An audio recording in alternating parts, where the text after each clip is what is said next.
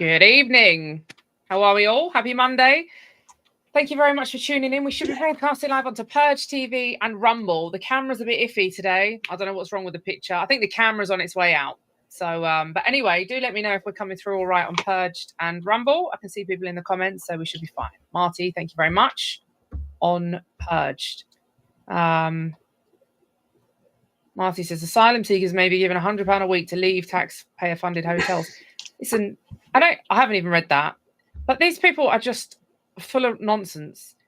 Where are they going to go with £100 a week in the UK? Like, I haven't read this, so this is news to me. I'll look into it. But seriously, do they expect us to believe? First of all, we shouldn't be giving these people any money. We should be packing them away because they're illegal and they shouldn't be here. But secondly, they just come up with these BS figures, excuse me, but these nonsense figures. And we're supposed to just swallow them and be like, oh, this is great. Where are they going to go with £100 a week? They'll be getting more than that just for staying in the hotels. It's ridiculous. It's just nonsense. Anyway, let's get into the show. And yeah, I don't know whether it looks dodgy your end, but the camera on my end is... Hold on, let me go on Purge and have a look. Yeah, the picture's dreadful.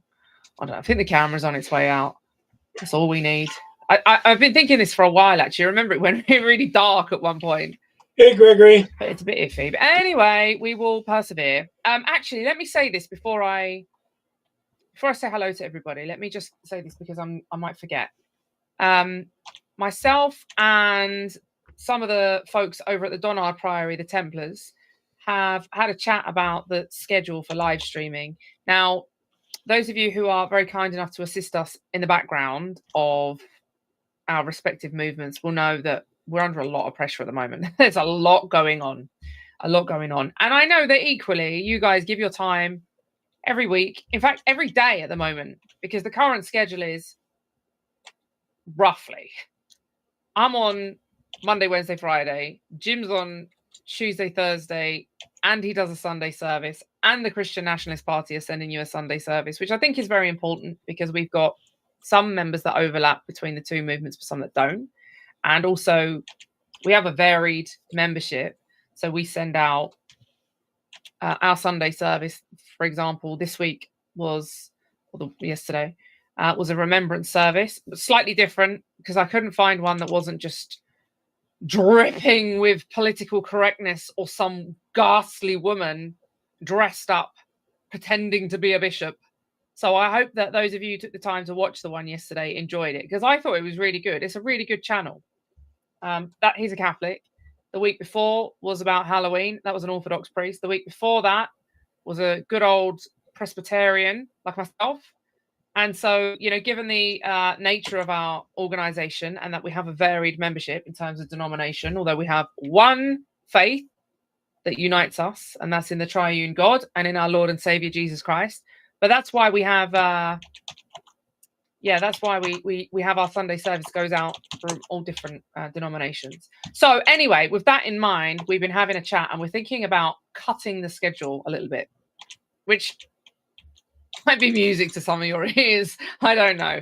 Anyway, so what we suggested was Mondays and Fridays are always the days that people say they struggle the most because I get it. Everyone's really busy. It's myself and everyone at the Priory and Jim included. Like Mondays and Fridays are crazy generally. Every day is crazy for me. I'm not going to lie, but exceptionally crazy. And everybody that I speak to says they're the shows that they struggle to get to because they're always running around. Start of the week, end of the week, no good.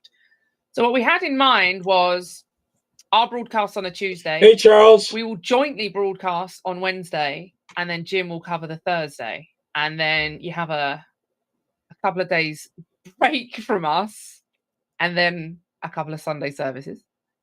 And also that means that, for example, like some of the interviews that I've done recently, I haven't even put them out to you guys because you're just being overloaded with Branson content. And so anyway, that's the plan.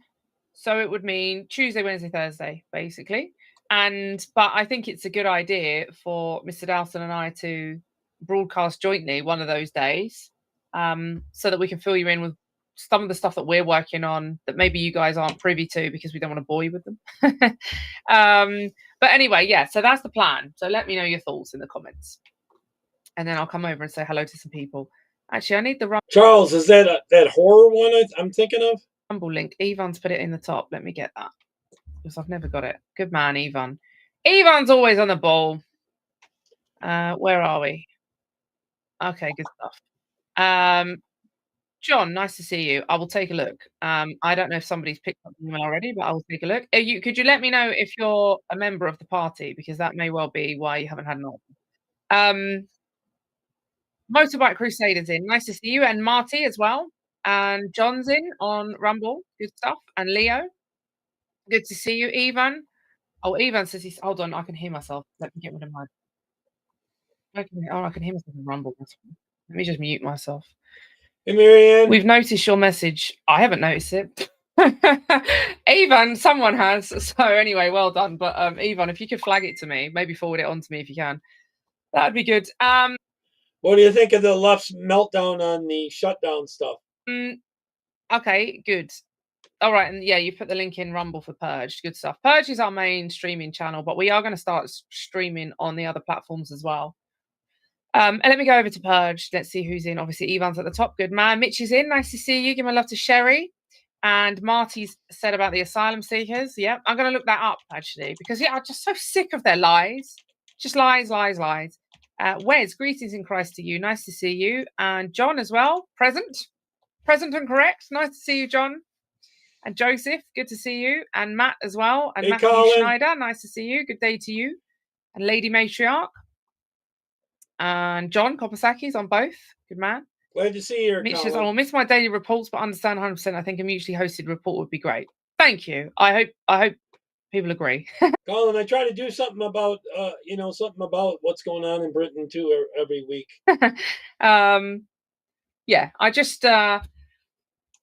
I think the daily reports are, we actually started the daily reports in COVID, didn't we? Because people were stuck, they were furloughed off of work, and they were just pulling their hair out, didn't really know what was going on. The mainstream media was shoving all of this misinformation down everyone's throats about needing a jab and everyone's going to die in the street and all of that kind of stuff. So, yeah, so that's when we started the daily reports. But I do understand, I do appreciate that it's very difficult for everybody to get here every single day. So anyway, I shall revert back to Mr. Dowson tomorrow and let him know the feedback in the comments. I'll back whatever. Good man. Thank you, Wes. Mondays are difficult for all, which is why I think we need a broadcast. Fridays we can cut everyone a break. Difficult for all, which is why I think we need a broadcast.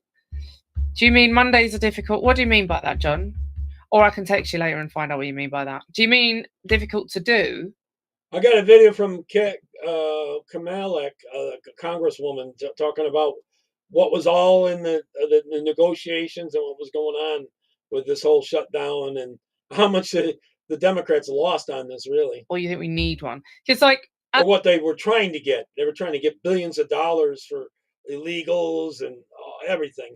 Their drug companies and everything. They didn't get it.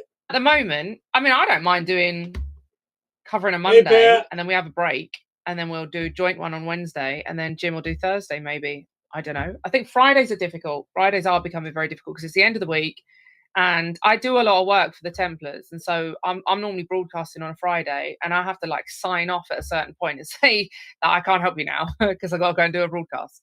That's where I would see it, is on the Fire Stick. They're trying to get rid of allowing side loads or AKPs on the Fire Stick, so they don't want you to watch that stuff for free. They want to charge you for a service. We should keep Mondays. Okay, all right.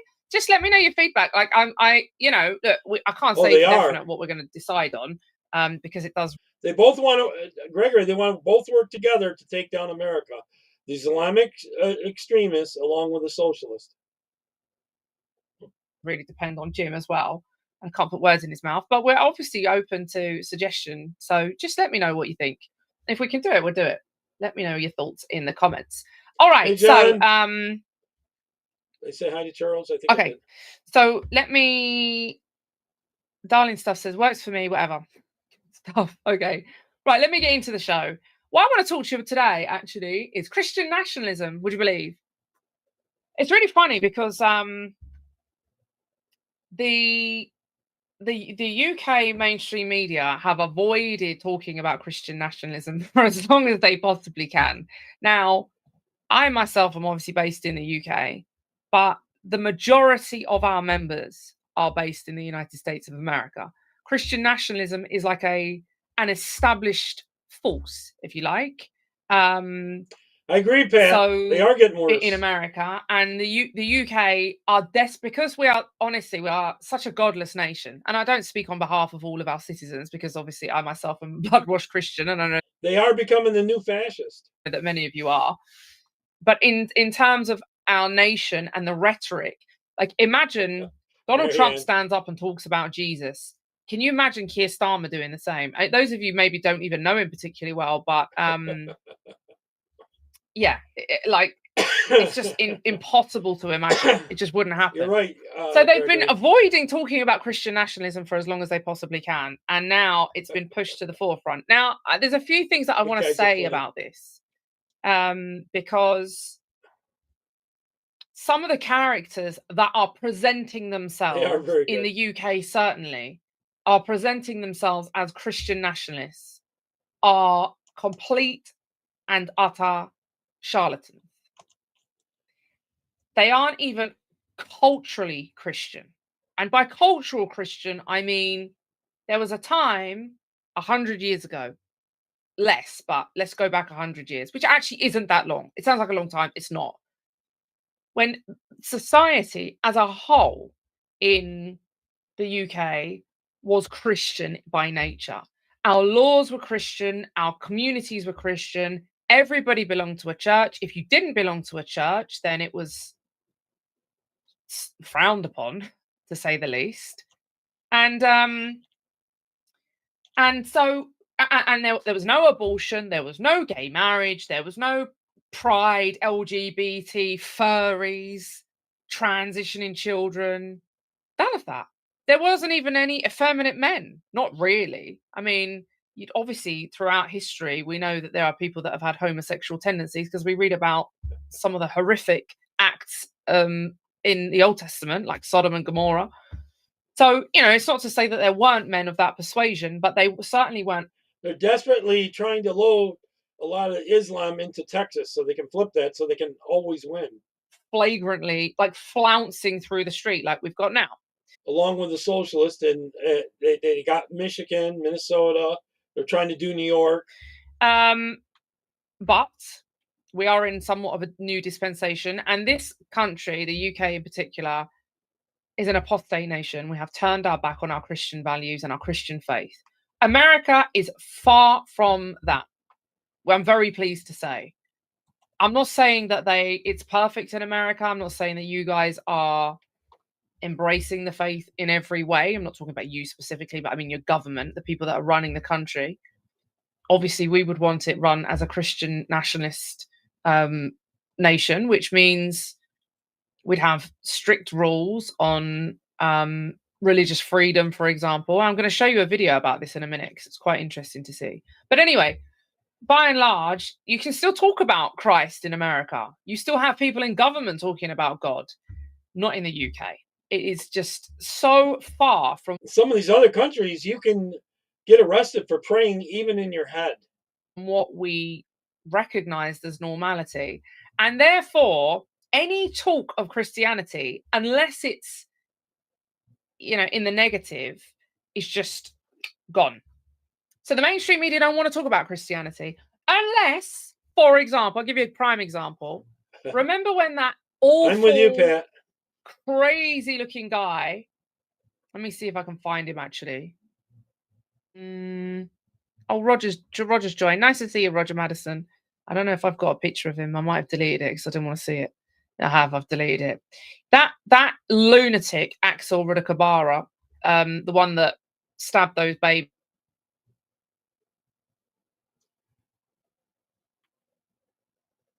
It was still running. It didn't. Let me see if I can fast forward a little bit. I don't want to go full 30 seconds. The media, there it is, claimed that he was a Welsh choir boy.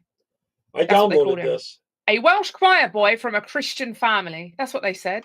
He had Al Qaeda terror manuals on him, and he was obviously an Islamic extremist. He was watching ISIS videos in the cab on the way to stab Charles, these they want to children. ban that from But our the menu here. media called him a church choir boy because they hate Christianity.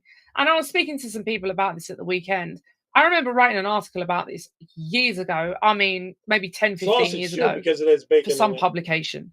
And I don't watch live television. They I haven't have. watched live television in donkey's It years. has I don't even happened, have it tuned Pat. into my They have TV. I'm beheaded just not people interested.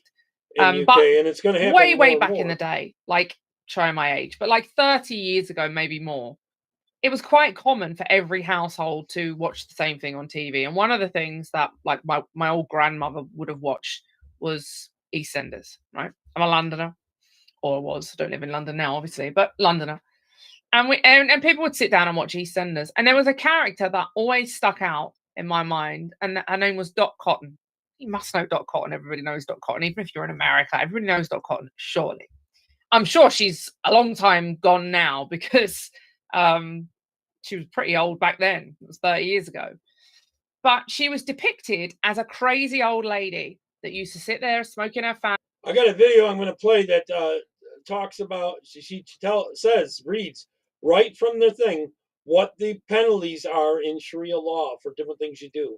And a lot of them are beheadings. Fags or cigarettes for the Americans. Smoking a fag means something very different in America, I'm aware. But there she would be, quoting the Bible and obviously it's a TV program, but rolling off the tongue these Bible verses. And they portrayed her as a nutter. They portrayed her as a religious lunatic because only crazy people can quote the Bible. That's how they portrayed it. This was 30 years ago. And I remember maybe 10, 15 years ago writing an article about this and saying, even then, I was kind of aware in my youth. Obviously, I was a young child, but even then, I was like, they're portraying this woman as crazy, but I don't see this as crazy. Like she's quoting the Bible. I think that's actually very skillful. This has been an assault on Christianity for a very long time, and so the mainstream media don't want to portray Christians as anything other than nutters and fanatics. In comes some actual, they're not even nutters. They are grifters, right? There are some Colin, outright how long is that? grifters Maybe I'll play a in the little part of it UK here. that are sort of jumping on the Christian nationalist bandwagon and presenting themselves as Christian nationalists. And like Tommy Robinson being one of them. Tommy Robinson started talking about how he's a Christian. Look, he's not a Christian. Like anybody who is a Christian will know that. And look, perhaps he thinks he's a Christian. I don't think he thinks he's a Christian. He has said he's a Christian, and he doesn't think that people have to believe in Jesus. So, look, if someone actually explained to him what a Christian is, I think if he was honest, he would say he isn't one. But in terms of political discourse, it's actually fortuitous for these people to align themselves with Christianity and Christian nationalism. Now, what I want to say about this today is Pat, have you seen how many in New York City are all joining being Islam now in New York City? Especially all these women, since that and the trans. Quite a lot of people contact me today because it's been all over the news. So I'll show you one of the headlines, for example. Let me share this screen with you. This is one of the headlines. Oh, big, bad, scary Christian nationalism. The rise of Christian nationalism in Britain. The new type of Christianity, more militant, more political, is on the rise. Sounds good to me, John. But some in the Church of England claim this is a corruption of their faith. We used to make it like a root beer float. Okay. Should we get something out of the way? Dr. Pepper Just go to off the bat, get something out of the way. There's a general rule. If the Church of England don't like it, it's probably a good thing. The same Church of England that have just appointed a female Archbishop of Canterbury when the Bible expressly states in Paul's letter to Timothy that women are not permitted to teach. Get it open. The Bible that expressly forbids this woman from preaching and teaching in a church setting to men has just been crowned with a big old Archbishop fine hat, the Archbishop of Canterbury. And these so-called ministers, vicars, male, are all backing this decision, which means they are all they're rebelling against God's word. This is the same Church of England that has legalized same-sex marriage, which doesn't exist, by the way. There's no such thing as same-sex marriage. Marriage is between a man and a woman.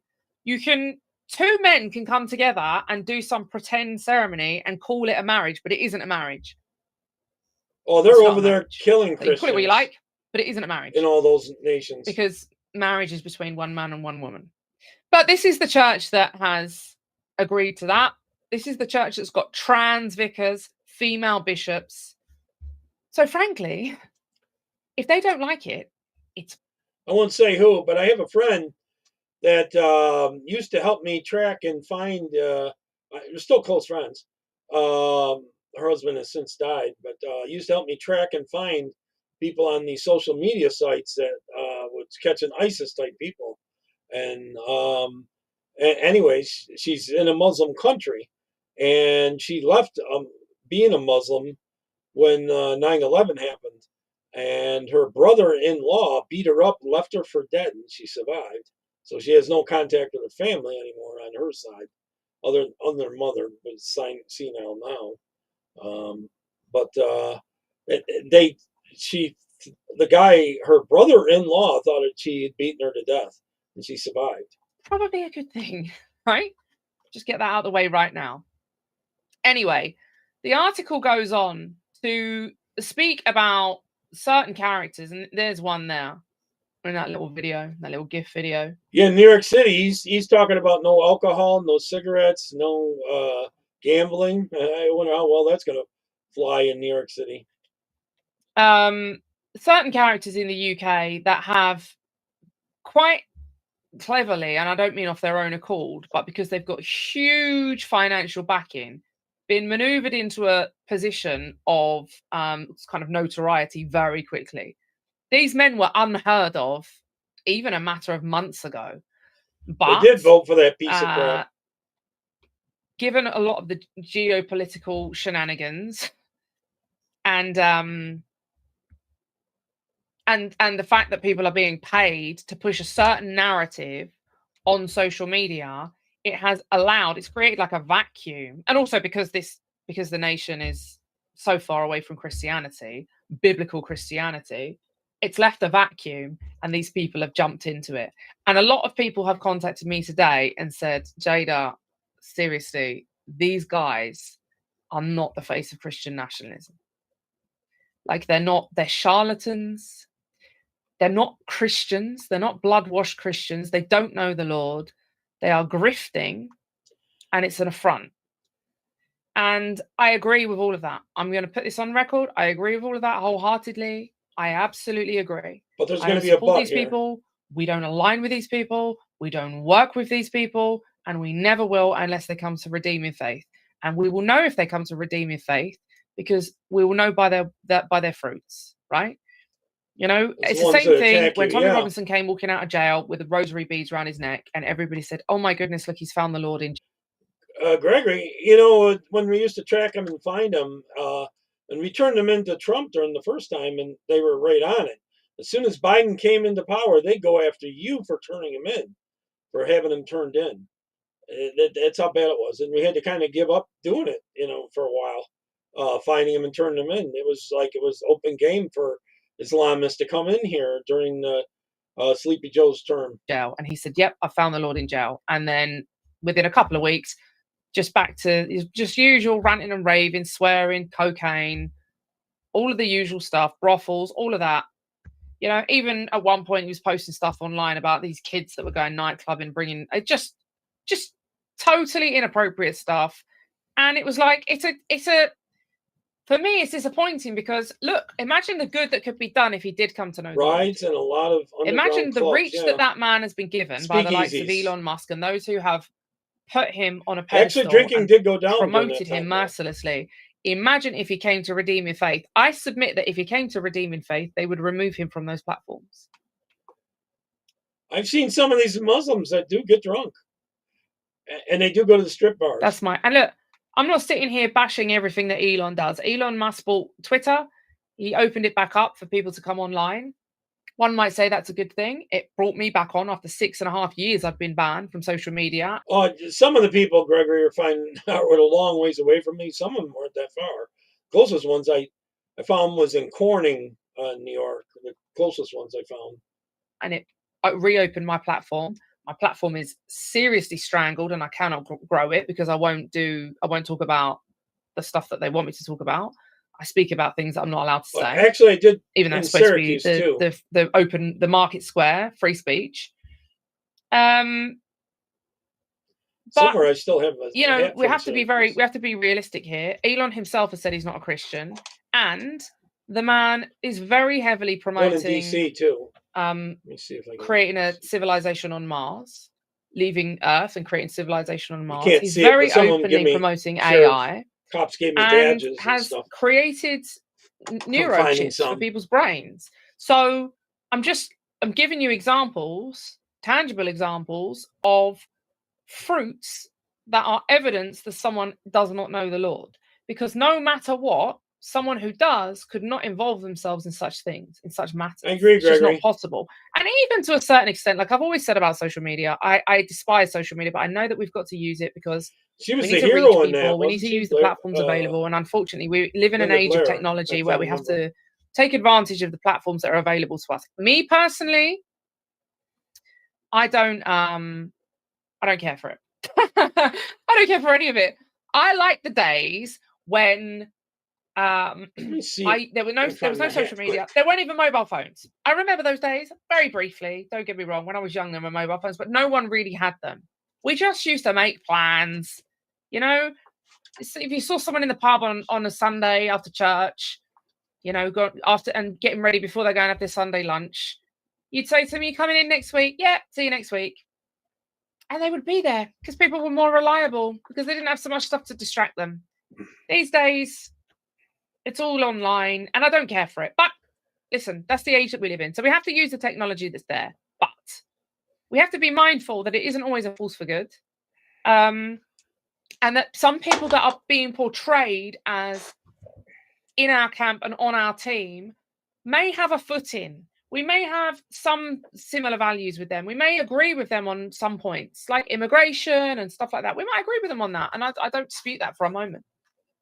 But we have to be very careful about giving the floor to people who aren't Christians and allowing them to represent. I got, I don't know if I can hold it up here close enough.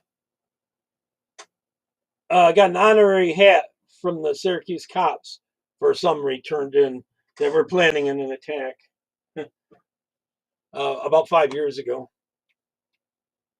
Our faith and our movement, our Christian nationalist movement, because the danger that you have there is that when people aren't coming from a place of genuine faith, they will misrepresent the movement.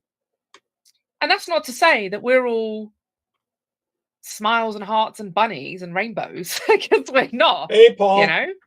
Christianity is a very formidable religion. People think that Christianity is all, is an easy gig, and it's far from it. It's anything but. In fact, my minister was preaching on this just at the weekend, talking about the verses in Ephesians that tell us to put on the whole armor of God. It's not an easy ride being a Christian. And so an actual Christian, especially trying to walk with the Lord in these times, is not an easy gig. So, but we have to be sensible, and we have to be adults, and we have to be able to identify those who are misrepresenting our cause. But we also need to acknowledge that, to a certain extent, we need not fear this current development, right? We in the long run, this is what I want to assure people, because a lot of people have contacted me today, and they're worried about this because they don't want to be aligned with these people, and they don't want our movement misrepresented. My advice is this: do not worry. The mainstream media will not cover Christian nationalism unless they can cover it in a bad light. They will not cover Christian nationalism and pull up our leadership team and say, this man is an ex-service veteran. This man has worked in government. They won't do that. This man is an ordained minister. They won't do that.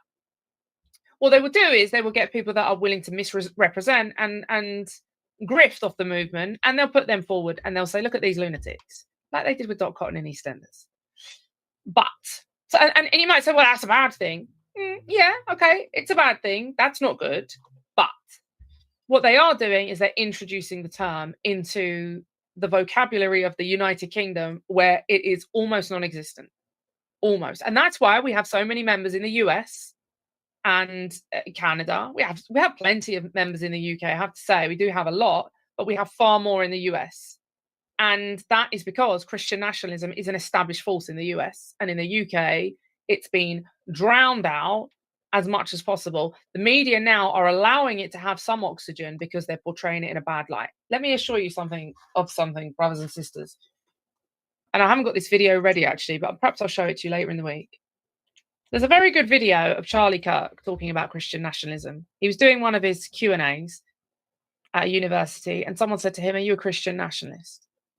And he said, I've never considered myself a Christian nationalist before. He said, I'm a Christian and I'm a nationalist, so yeah, I guess so. And I thought, the funny thing about this is, Charlie Kirk was a Christian nationalist before the term had been coined. I was a Christian nationalist before the term had been coined. I suspect many of you were Christian nationalists before the term had been coined. Christian nationalist was a pejorative that was created by the left wing to demonize us. It's a pejorative in the same way that Christian was created as a pejorative. The early Christians, the first century Christians, they were labeled Christians because we worship Christ. And so I've explained this before, in the same way that we call the Muslims Mohammedans because they idolize Muhammad. And they don't like that, by the way. They don't like being called Mohammedans because they say, no, we don't worship him. We worship Allah and Muhammad's a prophet, but we don't worship him. Well, they do. They say he's a perfect man and they should emulate him. This is the man who was a warlord. This is a man who took a child bride. But anyway, as much as Mohammedan is used as a pejorative against the Muslims, Christian was a pejorative. But we don't deny our faith in Jesus Christ. We don't deny the deity of Christ. We don't say Christ was just a prophet, because he was not. He is our Lord and Savior. He is the second person of the Trinity. He's part of the Godhead, Father, Son, Holy Spirit. He is part of the Godhead. So the early Christians said, yeah, we'll wear that as a badge of honor. Christians all day long. Love it. Excellent. Whoever coined that term, thank you very much. And it was the Jews. It was the Jews in early Christianity that used that name, Christians, that term, as a pejorative to slander us for worshiping the Messiah. And so, and there are other examples of this. I've given another one which would pertain to my particular denomination, branch of Christianity, if you like. I'm a Protestant. I'm a Presbyterian. My beliefs would be aligned with one of the reformers named John Calvin, and therefore I would be deemed as a Calvinist because I subscribe to the base, the general teachings of John Calvin. And I've read John Calvin's institutes, but I have to say there's probably a couple of things that maybe I'm a bit iffy on, but generally you're labeled a Calvinist if you hold to Tulip. Now, that is a term that is used as a pejorative. Even my Catholic brothers and sisters, whom I love, would perhaps use that term as a pejorative. I agree, Charles. Calvinist. It's the same way that the Muslims say to us that we worship Paul or Peter. We worship men. These are all used as pejoratives. Now, we don't accept, I don't call myself a Calvinist because I don't worship Calvin. I worship Christ.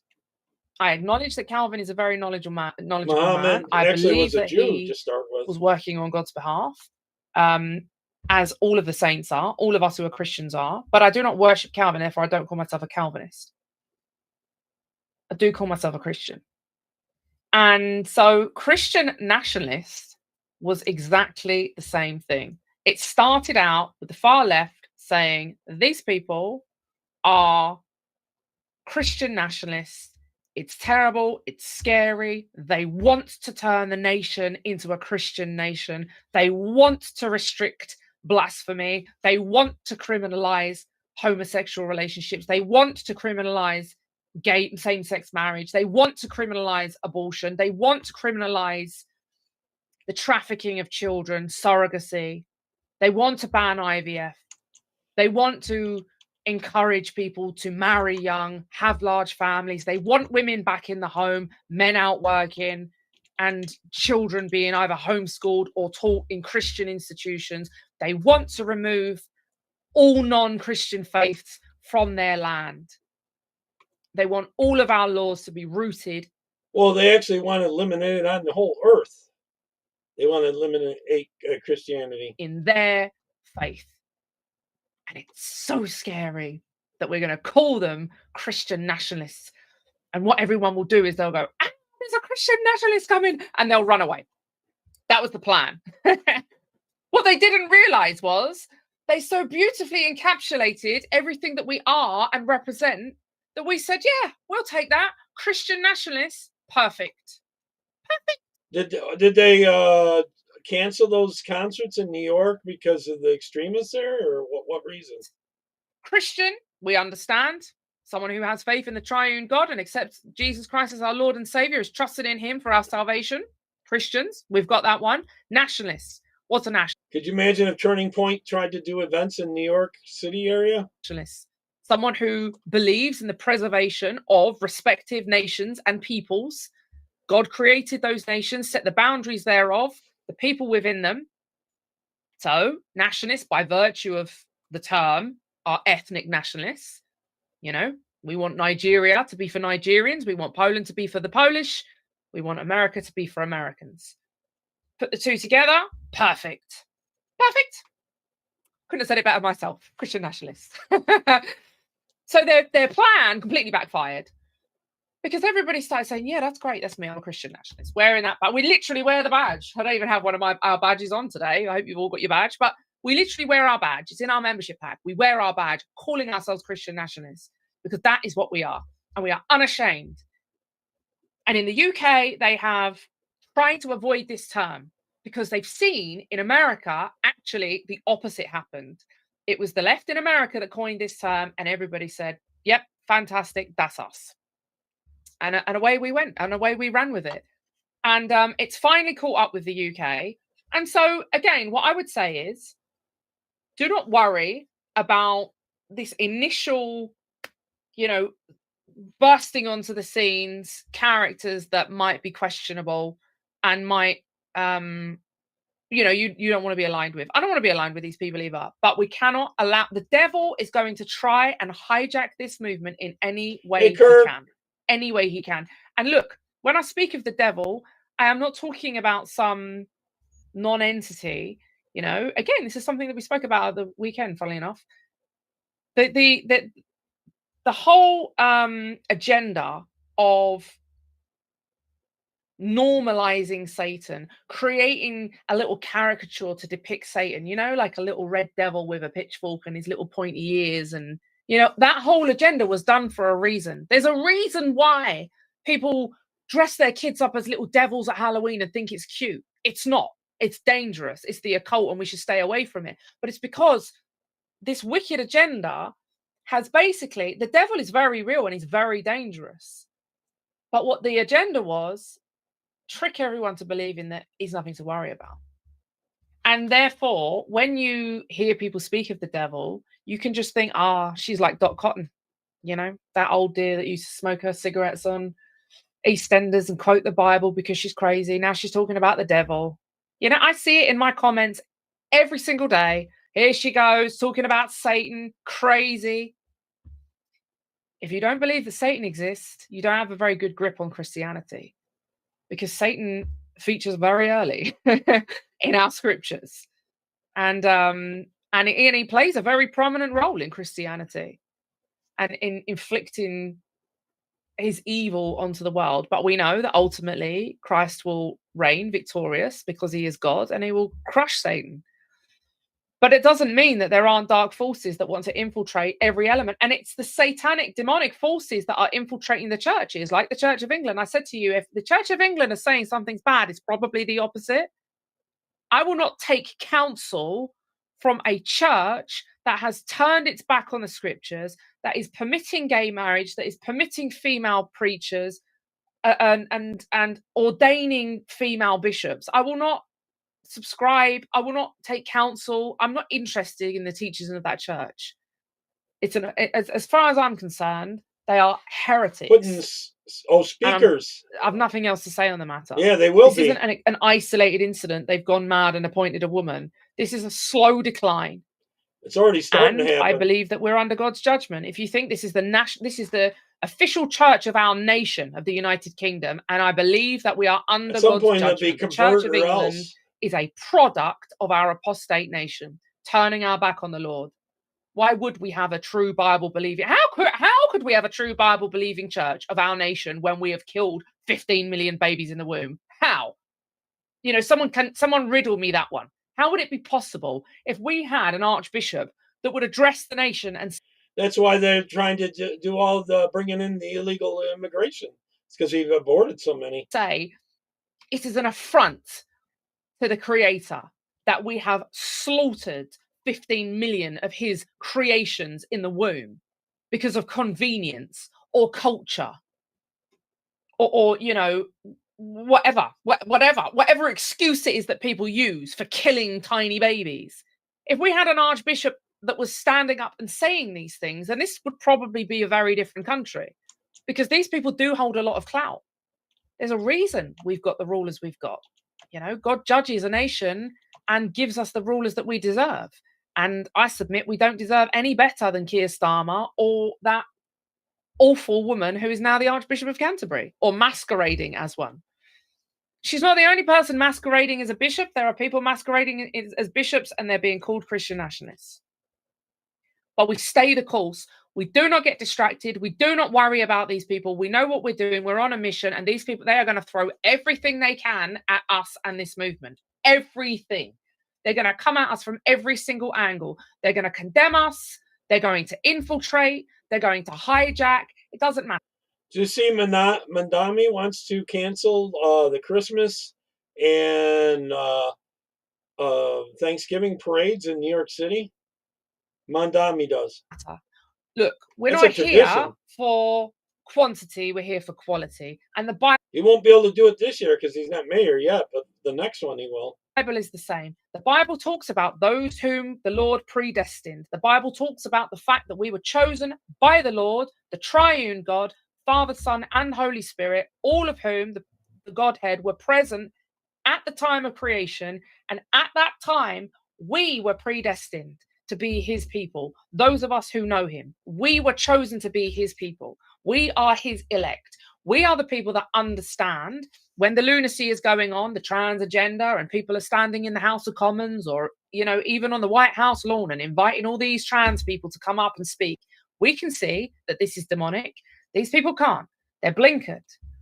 So we know that within this movement, and Jim Dowson spoke about this a while ago in one of his sermons, fear not, because in this movement that is currently being hijacked and it's being pushed by people that are unsavory and are not Christian, there is a remnant, and that remnant will find their way to the rest of God's people. There will be God is gathering his people. There's no doubt about that. No doubt in my mind that that is what God is doing. We know that he's going to do that. It's in the scriptures, but I can see it. I can see it in America.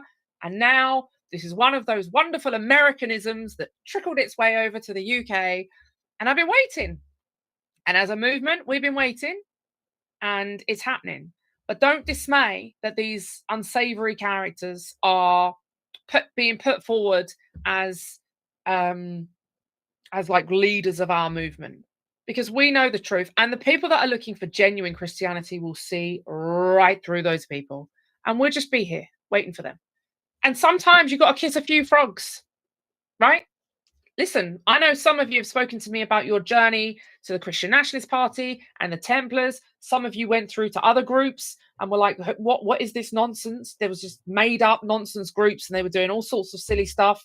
And you guys said, look, I eventually found you guys and thought, okay, sometimes you have to wade your way through some of the undesirables to get to the truth, and that's fine. They will make their way, and we will be united under one banner, which is Jesus Christ. So I'm not worried at all. If anything, it's a good thing to see the term, the pejorative, that's what they're doing. Christian nationalists. It's a good thing to see that pejorative make its way into the UK's vocabulary, because we've been around for a very long time, and I've been banging a Christian nationalist drum for 15 years. My introduction onto the right-wing scene, the political scene in Britain, was as an activist. Because I don't really care for politics, if I'm honest. I think it's cutthroat, I think it's deceitful, and it's godless. I've got no time for anything godless. Politics, socially, personally, I don't want to, and none of it. My bursting onto the scene, those of you might remember me charging about with a cross, was frowned upon by a lot of people. I was berated by a lot of people. I was mocked by a lot of people. I'm not just talking about the left and the Muslims. I had the Muslims spitting at me. I was taking the gospel to people standing outside the East London Mosque and getting spat at by the Muslims. I'm not even talking about those guys. I'm talking about the right-wing people that said, leave off. Get her to stop the Bible bashing. Why is she running around with that cross? I had all of this for years, and just ridiculed for years. But I never, ever wavered. I never, ever even considered leaving that cross behind. In fact, there was one time when I went to a rally and I had forgotten that cross, and I drove back to go and get it. And it cost me like another hour and a half drive. I said, I don't care. That cross is coming. Otherwise, I'm not. Ellen. It was that important to me. And I knew that not everybody, there was lots of people were very receptive, but I knew I just had to keep this going. I had to keep it going, because there is no nationalism without Christianity. This nation won't thrive without Christ. If we don't turn back to God, it's over anyway. And I knew that I had to just do everything I could to reintroduce, in a very crass and in-your-face way. Because Christianity isn't about walking through the streets with a cross, right? That is not what Christianity is about. But so devoid of any form or any notion of Christianity were we in the UK, that I had to do the most obvious thing to show people this is what we need. And 15 years later, there are people doing exactly the same thing. And again, this is something that featured, I think, in this article. Let me just take a look and see if it was this one. Look, this is the rally that Tommy held, and there are people that are walking through the streets with big wooden crosses, and look, as far as I'm concerned, look, big wooden crosses. Now, and the left think this is lunacy. The left think this is, these people are crazy. I was called crazy. Doesn't matter. Lady Matriarch made a very good point. Hit the nail on the head. Free advertising. 100%. Doesn't matter. These people they won't stay the course either. They will jump onto another grift. Christianity is not an easy gig, right? Genuine Christianity is not an easy gig. You want to pick a grift, don't pick Christianity. It doesn't pay. It doesn't pay to be a Christian nationalist. I lost my house. I lost my 11 bank accounts, consecutive bank accounts. Yeah, Erica, I do know her, and she is really a good person. If you ever talk to her, I've talked to her many times. So actually, we are friends. Although I lost her number on my phone. I lost all of my assets. My phone died. They put me in jail, right? It's not an easy gig. You want a grift? Maybe do some trash posting on Twitter about the Muslim. That's an easy gig. But becoming a Christian or a Christian nationalist, these people will very quickly realize is not an easy grift for them to stick to. And they will jump to something else in future. And so it doesn't matter. It doesn't matter. Templar Report says most of the reverends with Tommy are scam artists. Yeah, they are. We know that. These are the people that are featured in these articles. Doesn't matter.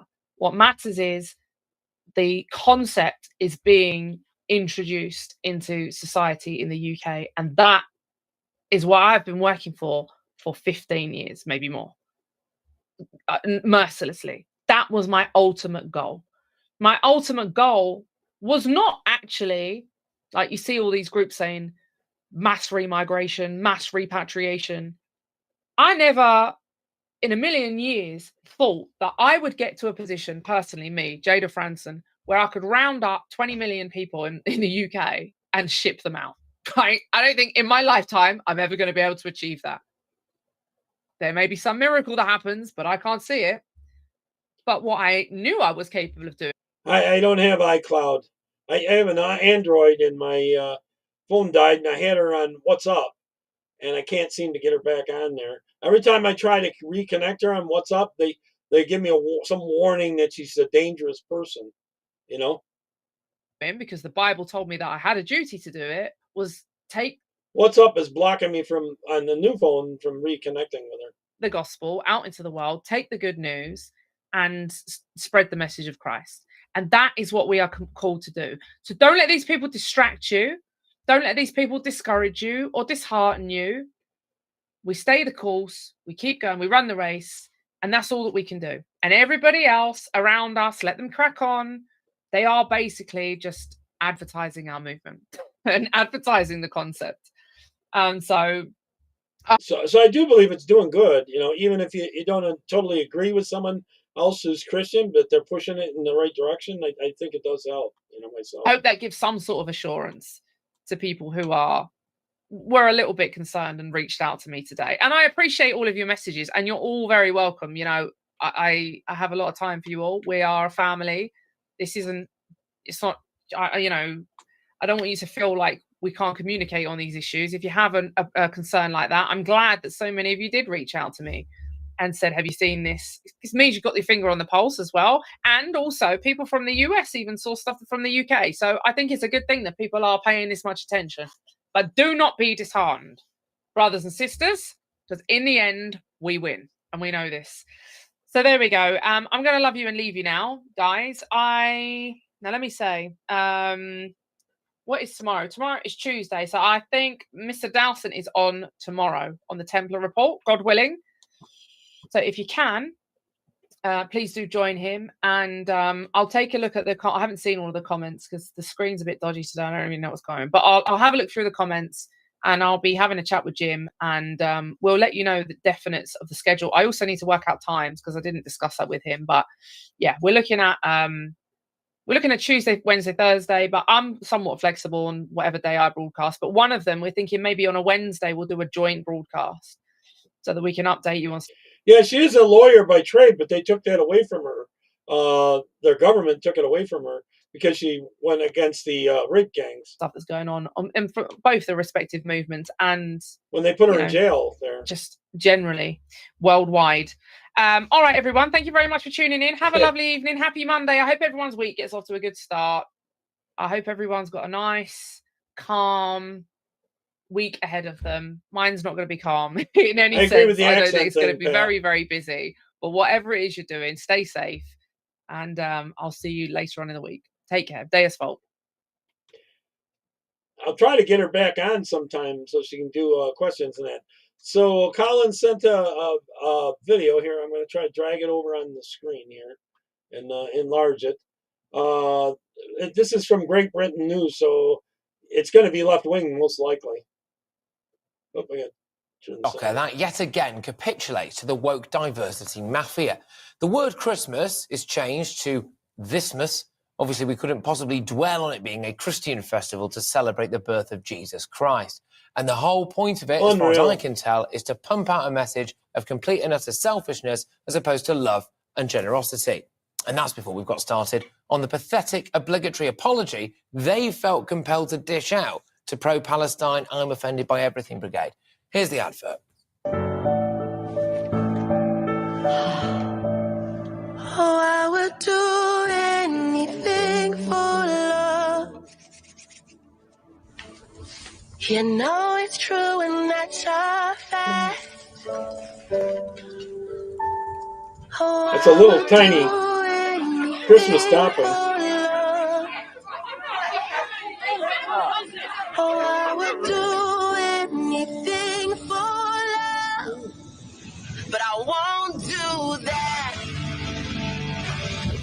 No, I won't do that. I would do anything for love, anything you've been dreaming of, but I just won't do that. No, I just won't do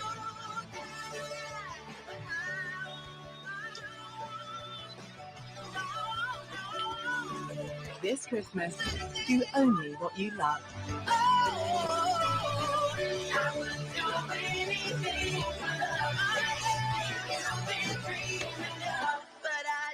Thismas instead of Christmas? Thismas. Unreal. Just won't do that. Well, as you can see, there is the obligatory amount of racial diversity in there, not really much of a nod to the nuclear family, the elderly, or children. Our very own Martin Daubney's tweet summed up the views of many people who endured what Marks and Sparks served up there on a silver platter of wokery.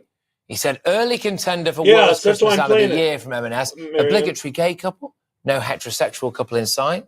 The family is black, obviously. They set fire to Christmas cards. And who stole all the kids?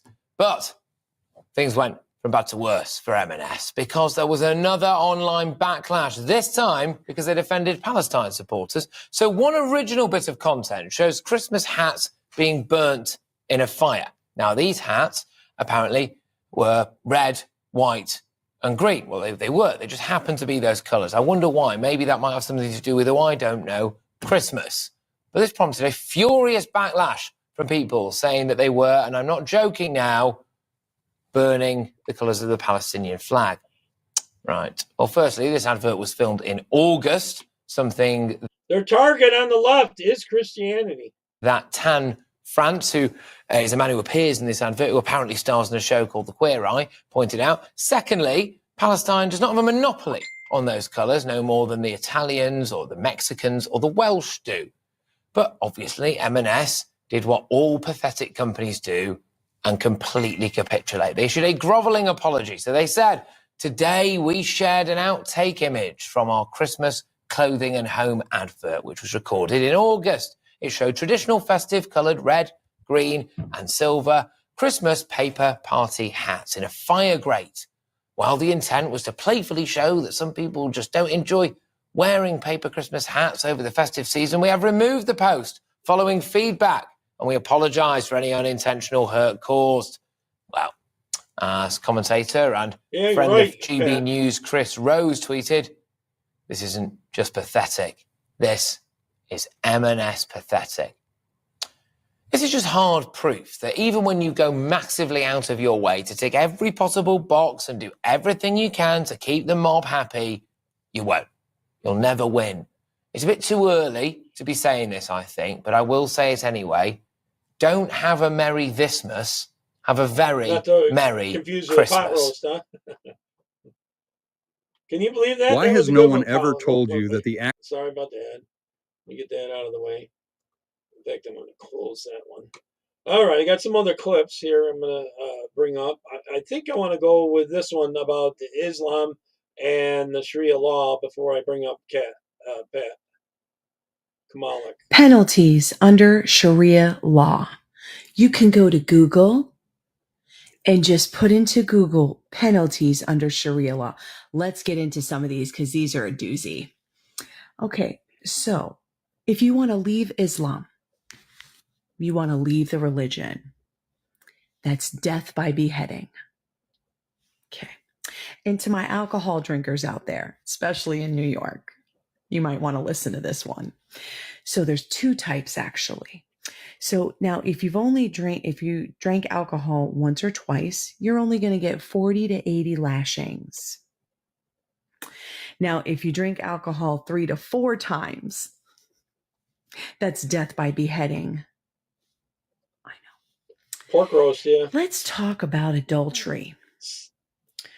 Adultery, sounds if good, you're married, Pat. It's death by stoning. Yeah. Okay. Homosexuality. Let's talk about really, this. All the people gays that are liberals, celebrating Mandamis win. You're going to find this going to be a doozy. I told you guys this yesterday, but they actually go into a little bit detailed here. So homosexuality, they actually have two methods. They like to mix it up because homosexuality is a big no-no. Okay. Anywho, so the first method is death by stoning, which I said in my last video. And then the second method is death by throwing you off the highest point in the city. Got a lot of high buildings in New York. Just saying. Okay. That it'd be awful busy at the Empire State Building. I'd still believe that is the tallest building there now. Now that the World Trade Centers are gone. I love this for y'all. Okay. And let's talk about. Well, once you're over 500 feet, it doesn't matter. Once you're beyond 500 feet, you can't go any faster. Fighting against the Muslim. That's death by beheading. I'll tell you, most of these penalties is death by beheading. They really like that method. So, a little scary. Okay. Yeah. And let's go into one more thing, shall we?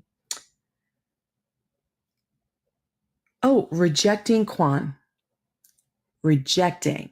Okay. Let's see what they do there.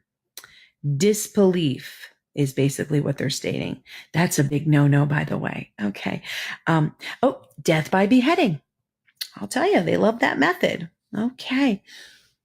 Just a little education for you this morning. You have yourself a nice day. Okay. Unbelievable. Okay, I'll go a little bit more on this topic. Then I'm going to get to Kat Kamalek from Florida, the representative. She's going to talk about the bill before I get there. I got another one on this topic, though. I'm Brigitte Gabriel. I am holding in my hand the Muslim Brotherhood Plan for North America, written in 5/22/1991. This is their plan, titled مذكرة تفسيرية للهدف الاستراتيجي العام في أمريكا الشمالية. This is about their explanation on how they're going to take over the West, their 100-year plan to infiltrate and dominate the West and establish an Islamic government on earth. This plan was presented as evidence in the Holy Land Foundation trial, the largest terrorism trial ever in the history of the United States, where our government handed down 108 guilty verdicts to Muslim Americans and Muslim organizations. Colin, I'm sure London in there, most of them are living off the government there in London, all the foreigners. In America, raising money in the United States and sending it overseas to support terrorist activity overseas. And I'm going to read you a paragraph about their intention in the United States and how they describe their work. Number 4 of the paragraph is titled Understanding the Role of the Muslim Brother in North America. And it says, the process of settlement is a civilization jihadist process with all the word means. The Ikhwan, which is the Arabic word for brothers, must understand that their work in America is a kind of grand jihad in eliminating and destroying the Western civilization from within and sabotaging its miserable house by their hands and the hands of the believers so that it is eliminated and Allah's religion is made victorious over all other religion. As you can see, they don't mince words. They don't beat around the bush. They tell you exactly what they want to do. They go in detail in this booklet talking about how they are going to implement their plan and the organizations that they had set up in the United States in order for them to advance their plan in America. And here are the names of some of the organizations. They give the names of 29 organizations set up in America to do that. So I'm going to read you some of the names. ISNA, the Islamic Society of North America. If the name sounds familiar, it's because ISNA used to be advisors to President Obama about Middle East policy. So now you understand where signing the nuclear deal with Iran came from and why Obama was all over himself trying to appeal to the Iranian regime, even them sending them pallets of cash in the middle of the night on an airplane, landing in an airport in the middle of the night millions and billions of our tax dollars. Number 2 on the list is the MSA, the Muslim Student Association. The Muslim Student Association has chapters all over American universities. So today, when you are watching all these demonstrators on our American universities screaming death to the Jews, we hate the Jews, from the river to the sea, Gaza will be free, or Palestine will be free. Now, Colin, do they still have rape gangs there too, where they go after anyone who's non-Muslim women? you understand where that is coming from. Number 8 on the list is the North American Islamic Trust. The North American Islamic Trust owns 90% of mosques in the United States.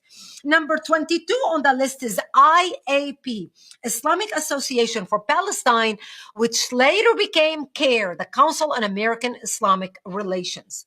Now, when you read all this stuff, you think to yourself, how can this happen? Does our government know about this stuff? I have been talking about these things for over 15 years. This is detailed in my book, They Must Be Stopped, which came out in 2008, detailing this plan. When I used to talk about these things, I was accused of being an Islamophobe. People called me a hater. Nobody wanted to listen. When I was warning about the Muslim Student They say that stuff just to shut you up. Associations on college campuses and the money coming from the Middle East funding a social study department, a political science department, and appointing professors who are anti-America and anti-Israel to teach that Israel is evil, America is bad, and the Islamic world is the underdog, and the Palestinians are the oppressed. Nobody wanted to listen. Nobody wanted to pay attention. So today, when you see all these people organized on the streets in the United States, hating Israel, hating the Jewish people, hating America, tearing down American flags and the pro-Palestinian demonstrations in New York City, now you understand where that is coming from. If you want more details about this plan, you can read it through my book, They Must Be Stopped, which is available on Amazon, as well as for a donation for Act for America, tax-deductible donation. We will mail you the book. Anyway, I'm going to get on to Kat Kamalek. I hit her on a real long time ago. She's a congresswoman from Florida. Definitely very good. She's going to go over this whole deal of the shutdown and stuff, all the details on it. All right. Hey, Stuff that we don't know. Congresswoman Kamak here. Oh my gosh. And I'm already coughing. No, I'm not sick. I just took a sip of coffee and it went down the wrong pipe. But holy buckets, we are back. We are back, baby. It is Wednesday, November 12th. It is almost 12:30, 12:25, something like that. And it has been a crazy day. I flew up from Washington at 4 o'clock this morning, or flew up from Florida to Washington starting at 4 o'clock this morning. So it has already been a day getting up here. But one thing that is interesting is that it's actually colder in Florida than it is here in Washington. I haven't seen him in a long time, Pat. I haven't seen Charles. Not sure why that is, but yeah, we had to de-ice the plane in Jacksonville this morning, which I thought was kind of interesting and a little bit funny. But we are here, and we are here to end the Schumer shutdown. This has been a long time coming because, as so many people know, how absolutely silly and destructive and ridiculous it is to shut down the government, which the Democrats did, in order to demand, basically shake down the American people for more money. And that's exactly what they did. They demanded $400 billion for subsidies for insurance companies. They demanded $200 billion for healthcare for non-citizens, for illegals. I mean, just crazy, crazy stuff. And never in the history that I can remember, certainly, has a party been successful in shutting down the government to demand more money. Normally, it's the opposite. It's to cut money, but I digress.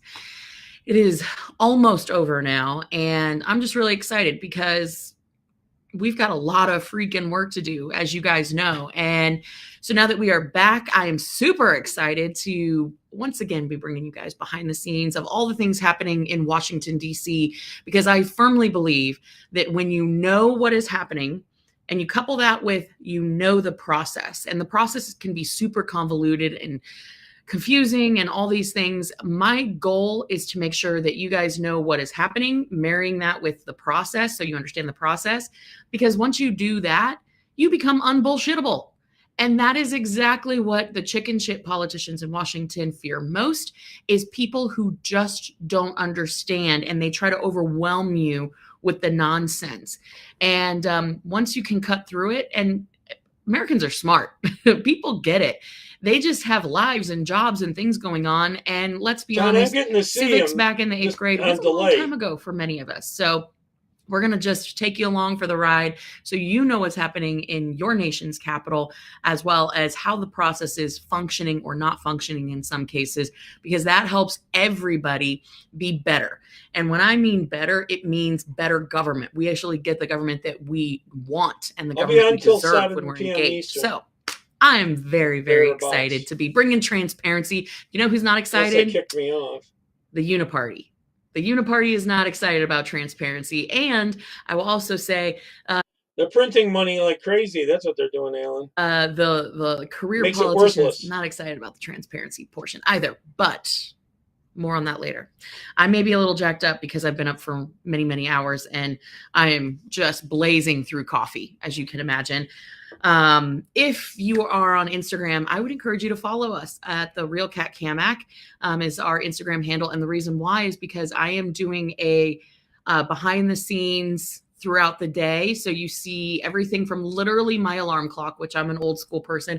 I have the old school tiny black alarm clock that has the red letters and stuff, because you're not really supposed to be sleeping with this next to your bed. And so I'm trying really hard to move away from doom scrolling at night. And so everything from waking up in the morning, getting on the plane, all the things happening behind the scenes, I will be doing this all day long. And so you can follow us on our stories on Instagram. So check that out. All right, here is what is happening. So at 4:00 today, Speaker Johnson will be swearing in our newest member, a member of the Democratic caucus.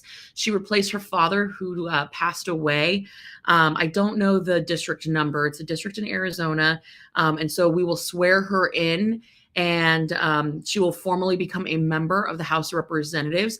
And so then after that, what happens is the official voting portion of opening up the government. So what happens is you have to pass a rule first. And a rule basically is the rules of engagement, how the bill will function, right, on the floor. If the rule passes, what it does is it says that you just really need a simple majority in order to pass the bill. If you don't put a bill on the floor under a rule, they call it a rule bill. If you don't do that, then it has to go under suspension. And a suspension bill is the overwhelming majority. So you need about 270 votes. Friendly reminder, in the House, you need 218 votes to pass a bill. And a tie is a loss. So if you have members missing and the numbers are all cattywampus, let's just say we get 215 Republicans and 215 Democrats, that means the bill fails. It goes down. So you have to have the majority. And 218 is the magic number unless there's absences, and then that gets a little complicated. And with the travel delays and all the cancellations that are happening, there is a very, very real chance that we will see some members missing in action. In fact, one of my colleagues, Derek Van Orden from Wisconsin, he actually drove on a Harley across the country to be here. So he came down on a motorcycle in the winter or late fall, early winter. He's a Navy SEAL, bit of a maniac, but a lovable maniac. And he, I think, is here. I was going to call and check on him to make sure he didn't freeze somewhere along the way. Kind of like a scene out of Dumb and Dumber. If you know, you know. But that's kind of what I'm picturing right now, is him driving across the country a la Dumb and Dumber, frozen to death. Because it is chilly up here. Ironically, like I said, chillier in Florida than it is in DC. But You pass the rule, and then what happens is it triggers a 1-hour debate. And that debate time is split evenly between both sides. So the Republicans will debate, the Democrats will debate. And we expect that to go pretty seamlessly, honestly, because there's really at this point not much left to say. There are some unique rules about debate. So you have the time equally, but they have what is called magic minutes. So if the leader on either side wants to go beyond the time allotted, right? So normally you get members, they'll take that 30 minutes for each side and they'll divide it equally amongst members, and a member will get 1 minute or 2 minutes or 3 minutes to debate the bill. In some cases, you have big ticket items, and either the Democrat leader or the Speaker of the House on the Republican side, they can choose to engage in what is a magic minute. And it's a magic minute because it can go on for hours. I remember Speaker McCarthy. He spoke for 8 hours and 32 minutes straight. The rules of a magic minute are that you cannot leave, you cannot stop, you cannot sit down. And so you literally have a little cup of water and you're just kind of sipping, but you got to keep going the whole time. You can't yield to another person. And that is the magic minute. And we have heard through the grapevine that the minority leader, Hakeem Jeffries, is not interested in doing a magic minute. He will likely speak, but probably won't hold up debate for an extended period of time. So that then takes us to the vote itself. And this is the frustrating thing about debate. No one's changing any minds during debate. It's more theatrical and performative for the C-SPAN cameras. So if you have C-SPAN, I encourage you to watch it. I'm sure all the major news networks will be carrying the vote live, and they'll be picking up some of the debate. But again, pretty much everybody is going to the floor with Only their the mind leftist. made up. Now, in the Republican conference, we can only afford to lose 2 votes. And I know of one person who is definitely a no. So that is where you're going to see a lot of finagling on the floor, making sure that all the votes are there. This is a continuing resolution, which is essentially a rubber stamp of previous year's spending. And in this case, because things have gotten so crazy, it actually has kept spending flat. That is one of the reasons why I've supported it. I don't like CRs. I'm not a fan. I want us to get back to regular order. But if I ever have an opportunity to cut spending or keep spending flat, I'm going to take that opportunity. And that's what we're doing here. But what's interesting about this is that we're also in the background doing all of the appropriation bills. So you have 12 appropriation bills that you're supposed to do. And that's how you fund the government, right? You go through, you authorize the programs, the appropriators appropriate the money, and you go through in a very deliberate manner. That hasn't been done in over 30 years. And that's what we're fighting to get back to, regular order, not the stamping of the rubber stamp to do the CRs and all that. I just don't think that's the best way. We know that's not the best way to do business and run the country. And there's a lot more I could say on CRs. I'll do a separate video for that.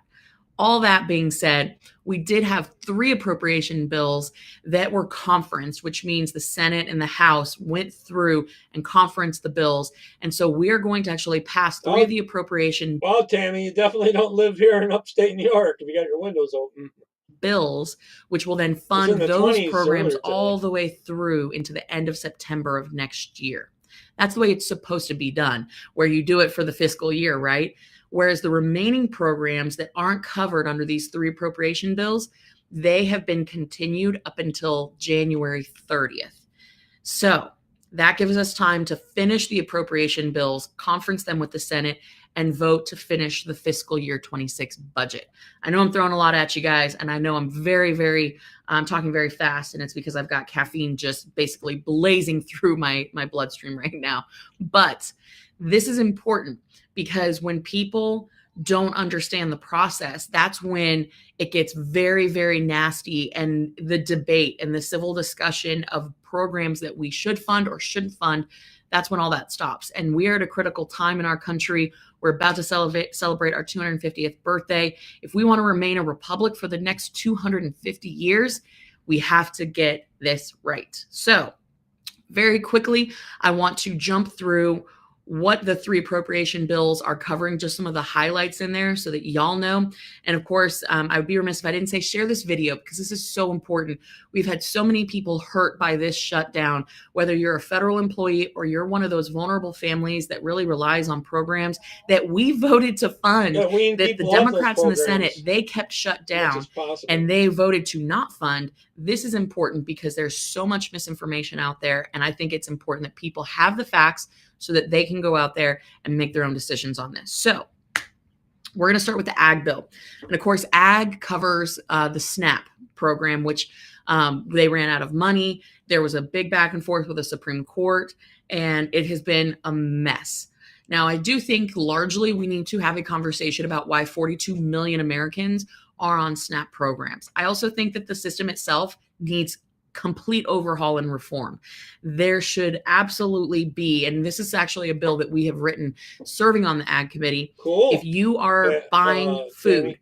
using taxpayer dollars, it should be American products that you are consuming. Fruits, vegetables, meats, dairy products. That should be American products. And when we have gone to get the data of how much imported product is going into the SNAP program, no one will turn over the data.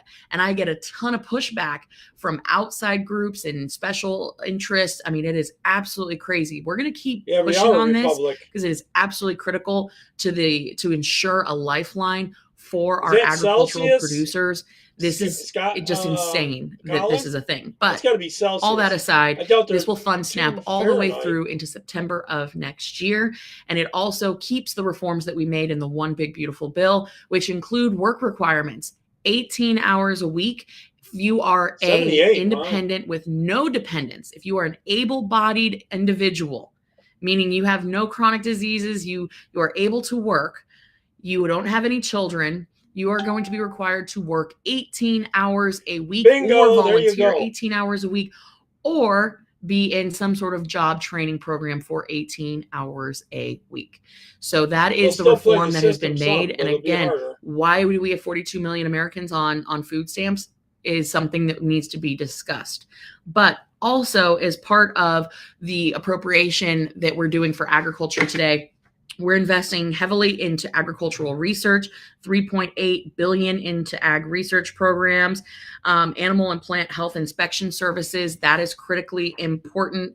Making sure that we are supporting rural America. So there's $4.1 billion into rural America. I'm going not line by line, but I've got my section by section, because honestly, keeping all the numbers straight out of all of these bills is pretty insane, and I want to be accurate. So making sure that we are keeping WIC in place for women and children, that's $8.2 billion right there. These are the programs that we're going to fund today that the left, the radical progressive left, has kept shut down and opted not to support.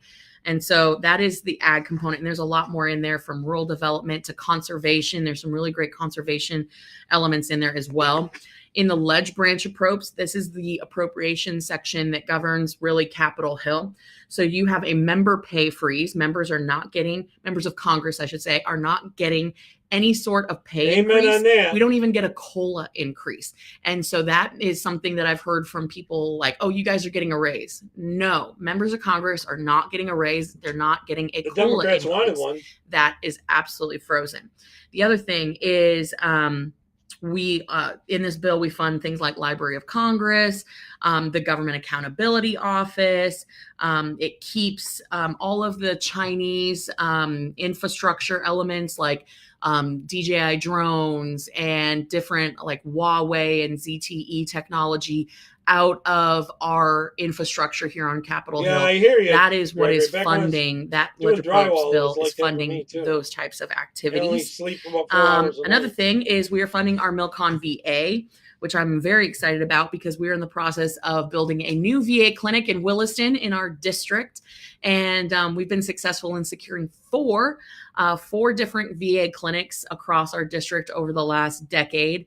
And so now we're going for our fifth to help really deliver the care that our veterans so need and deserve. And especially coming off of Veterans Day, I think it's more important than ever that we really push hard on this. So we are putting $115 billion into veterans medical care. And this is combined with $52 billion for the Toxic Exposures Fund. And this is going to be an increase in money for. Now, is that going to count all the spraying of the skies they've been doing to us? I hear that they have now totally stopped it. The Trump administration has totally stopped it. It's not happening anymore. I'm not 100% sure of that, but I have seen the skies looking a lot better. Care for our veterans and expanding services. $19 billion in construction for different military installations, because as you know, President Trump is all about military readiness. And we have been, for the longest time, playing catch up on military readiness and hardening all of our installations. Of course, $263 billion in veterans benefits. This is disability compensation, education benefits, employment training, etc. This is a big, big increase. And so we're very excited. We're talking $7 billion for warfighter readiness, $2 billion for emerging capabilities. And as the chairwoman of the Emerging Tech Task Force, this is critically important. We're working extensively on hypersonics and quantum. $1.5 billion for the shipyards. And of course, in our wonderful state of Florida, we have 23 military installations. Many of them are naval. And of course, in our neck of the woods in north central Florida, you have Mayport, you have NAS Jax, you have a lot of those capabilities. Fourth Fleet is there. This is very, very important. We also have $1.9 billion in housing and quality of life investments. Many different elements of the VA money that is going to. The worst part of it is it has that aluminum in it. That's really bad for your immune system. VA construction, electronic health records, advanced appropriations, and the medical care. So I'm going to break this down, and then I'll actually put this in a comment so y'all can see exactly how much money is going into each program. So of the $115 billion that we are going to pass today for our veterans, $19 billion goes for mental health, 6.4 goes to telehealth, which is really important for our rural veterans. 3.5 billion for veteran homelessness programs. That's a huge plus up. 3.5 billion for our caregivers program, which, by the way, if you are a caregiver, thank you. Our caregivers do not get enough appreciation or credit for the incredible work that they do. And so we're investing in our caregivers, especially those that take care of our military heroes. $709 million for opioid misuse prevention and treatment, $945 million for prosthetic research and deployment, $1.4 billion for women veterans healthcare. I'm super excited about this because we have women warriors who it's very tough for them to get care because a lot of these VA clinics are not set up for OBGYN visits or any of the screenings or any of the elements that they need addressed that is specific to women's healthcare. And $342 million for rural health initiatives for our veterans. And so we are very excited for this MilCon VA appropriation bill to pass. It has the team honestly has done a great job. They've gone through, they've cut out a lot of waste, fraud, and abuse. They've trimmed the fat on some of these programs. And of course, in competing and tackling the China issue of really getting all of their technology out of our supply chains, out of our national telecommunications, and particularly within the DoD, this is a huge initiative. And so we've been actually working on several pieces of legislation in this vein that have made it through into the NDAA, the National Defense Authorization Act. And so that is what is happening today. So just to recap, and I know that was a lot. That was 20 minutes of me just talking at you. But I wanted to give you guys a heads up of what's happening because you're probably hearing like, oh, the government is going to be back open and it's just going to pop off and everything's going to be back to normal. No, things are changing. We are not accepting the status quo in Washington any longer. And now having a baby girl, as y'all know, baby Augie, who is the most precious Not thing. running right, Gregory? She was watching my TV hit. Her and her dad, Matt, my wonderful husband, they were watching our TV hit. I was on Fox News earlier, and it was really sweet, the pictures he sent me saying, hey, baby Augie's watching mom on the news. I'm in the fight for her, but also for all of our kids and our grandkids, because this country and their future, it is so worth fighting for and saving. And Amen. I am more impassioned than ever about the fight for our republic. And so I need y'all's help to do that. And that's why I want to continue to take you behind the scenes and really explain what these bills are doing and how the process works. So today, 6 o'clock, rule vote, something to be careful and watch for. I think we will pass it, and then an hour-long debate, and then the passage and reopening of the federal government. I think that actually happens Beyond tomorrow. that, you're going to see a few days, maybe even a couple weeks of a delay in bringing back people. Secretary Duffy he's the Secretary of Transportation, said that there's a lot of people that are retiring. They're averaging 18 to 20 retirements of air traffic controllers a day. This is going to be a little bit painful for a while. So we're going to get things back up and running as soon as possible. And of course, I will dig into the comments. I'm going to head to Capitol Hill now, but I'm going to dig into the comments and answer any questions that y'all have. And as always, it is such a pleasure, such an honor, really, of a lifetime to be y'all's voice in our nation's capital. Doing a lot of that traffic control system. We got a lot of work to do. AI. But I am more confident than ever with President Trump in the White House and Republicans focused. We are going to tackle these big ticket items. We're going to fix the healthcare system and turn it from a sick care system to a real healthcare system. We're going to put more money back in people's pocket. We're going to reduce our national debt. We're going to do all these things. And we're going to do it with a lot of coffee, a lot of faith, and a lot of work. I'm excited. So y'all take care. God bless. Make sure to check out our Instagram page, The Real Cat Camac. That's our. All right, next one I got is what is his name? Anyway, I'll play it. At a level never seen before. Cash Patel. That's the name. While at Ministry of Public Security headquarters, I met with my counterpart at MPS, where the Chinese government agreed on a plan to stop fentanyl precursors. What does that mean? The People's Republic of China has fully designated and listed all 13 precursors utilized to make fentanyl. Furthermore, they have agreed to control 7 chemical subsidiaries that are also utilized to produce this lethal drug. Effective immediately, essentially, President Trump has shut off the pipeline that creates fentanyl that kills tens of thousands of Americans. These substances are now banned, and they will no longer be utilized by the Mexican drug trafficking organizations or any other DTOs around the world to make this drug. This historic achievement I hope this has is saved 100% tens true. of thousands of lives. This historic achievement would not have been possible without the tremendous team of President Trump, the Attorney General, the Department of Justice, the Federal Bureau of Investigation, and Ambassador Perdue in China. All right, the next one I got is Riley Gaines is talking about this ad that was removed by a lot of social media platforms. Not Wimkin, of course, or Orbeez or any of them, but many of the have removed this ad because it's anti-trans. If you think girls and women's equality matter, stand up.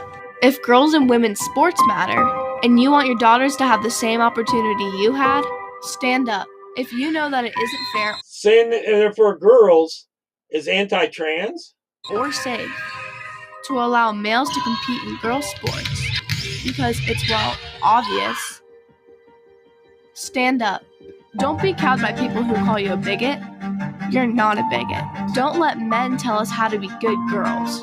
Don't let others tell you you just need to be quiet. Sit down. Be nice. It's not nice to further a lie. It's not mean to believe in women's equality.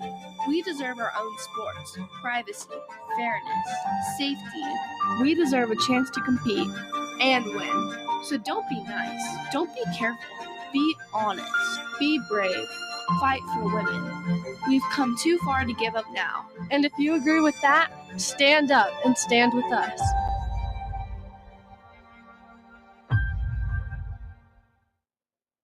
that was banned. from a lot of platforms because it was anti-trans. Unbelievable. All right, here's someone who's left the left. I know she still looks a bit like a leftist, but she's not on the left anymore. When will y'all admit? Oh, I almost spilled my coffee. When will y'all admit that killing somebody over the words coming out of their mouth, their religious or political views, is a form of fascism? Y'all are bitching about fascism constantly, and you cannot give us a single fucking actual example of how the right is fascist. And y'all are fucking killing people and celebrating it and calling us fascists. You're fucking retarded. That was mean. I'm autistic. I can say retarded. Is the heat stuck But that was on? mean. Y'all aren't retarded. You're just incredibly misguided, and I apologize for being mean. I'm loud. And I was loud for the left. I was a loud Democrat. Back in 2020, I got the COVID-19 vaccination, and I said that you are evil if you don't get it. And now I have a clinical medical fucking heart condition that is an actual hindrance on my life that I did not have until after I got that fucking vaccination, which technically has nothing to do with what I'm saying, but forcing people. I was forced to get the vaccine. I was going to be fired from my job. I was trying to schedule appointments that I was not allowed to schedule until I got the fucking vaccination. And forcing people to get stuff injected into their body against their consent. Oh, it's my body, my choice, until it's fucking your choice. Guess it makes no fucking sense to me, but I fucking digress. I was supposed to stop swearing, so actually I need to relax. But like, it's fascism. It's a form of fascism. Like, y'all are forcing people to conform. You are trying to force people to believe a certain way. You are trying They to like the force big ones there, people John. to say certain things, and you're gonna fucking kill. You're gonna freaking kill them if they don't conform. Yeah, if you're acting like a retard, I'll call you a retard. You're going to ostracize them, cut them out from your lives, convince everybody else to cut them out from their lives. Not a fan of the nose ring either. But. You are a cult. No Republican has simply cut off people that they love from their lives because of their political views. Only Democrats do that. And as a former Democrat, I did that. Stop lying. I will be so much louder now than I was back in 2020. You don't know how loud I can get. I work at Spirit Halloween, but part-time job. I work with 4 and 5-year-olds, and they're freaking loud. They're loud. If I can get my voice above theirs, I can get my voice above yours real fast. Yep. I'm seeing more and more leftists leave, though. Here we go. Hi guys, remember when I told you Democrats are losing their ever-living mind? Yeah. AOC, first of all, you shouldn't be drinking on the job, okay? Apparently, AOC got drunk in a bar in New York somewhere and made a fool of herself, okay? Watch. We talked about running in 2018 and machine politics in New York City. There's too much money. There's too much relationships. It's too long-tailed. Don't even bother. Oh my God, she is because it's hammered.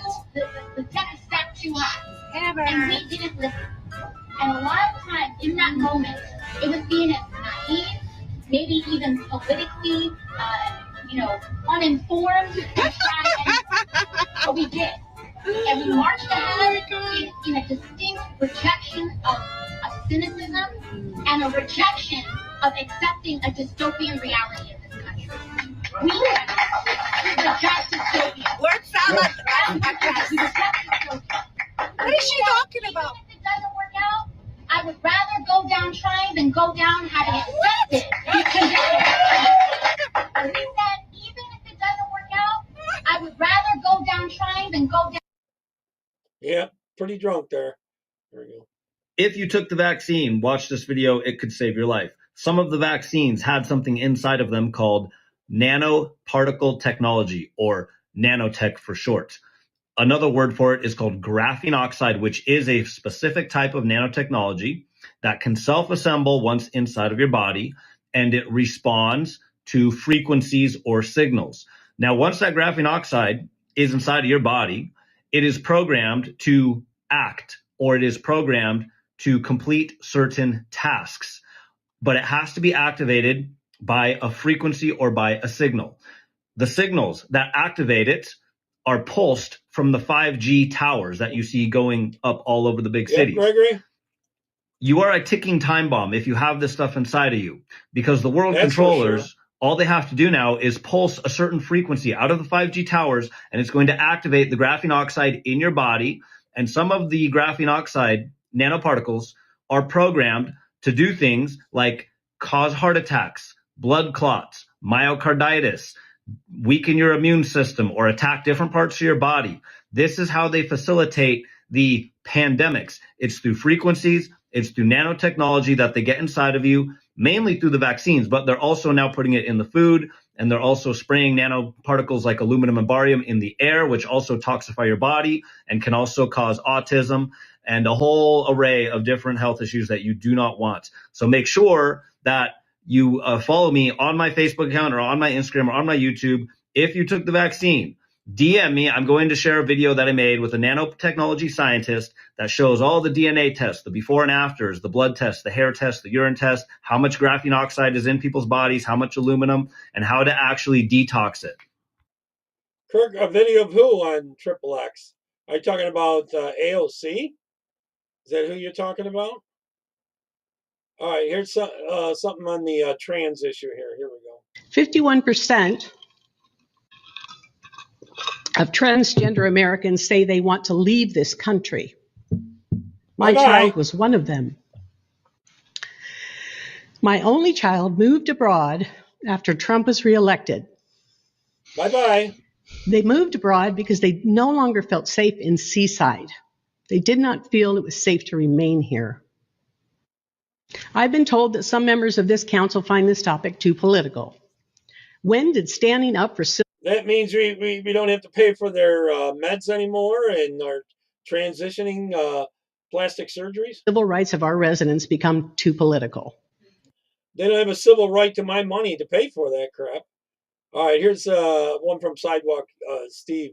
This is a mom that's really regretting her being forced into having her child trans.